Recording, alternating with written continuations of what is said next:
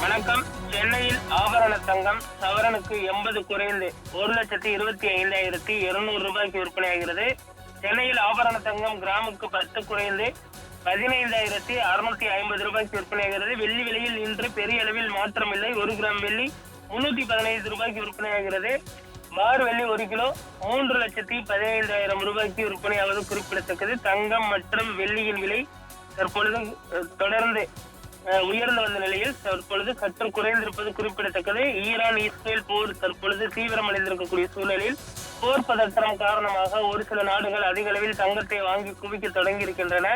இருந்தாலுமே கூட தற்பொழுது தங்கம் விலை 1,20,000 25,000 என்ற இந்த விலையை ஒரு சில நாட்களிலேயே எட்டியது குறிப்பிடத்தக்கது. தற்பொழுது தங்க விலை சற்று குறைந்திருப்பது சற்று ஆறுதல் அளிக்கக்கூடிய ஒரு சரியாக இருக்கிறது. அடுத்து வரக்கூடிய ஒரு சில தினங்களில் மீண்டும் தங்கத்தின் விலை 1,30,000 35,000 வரை எட்டும் என்றும் எதிர்பார்க்கப்படுகிறது.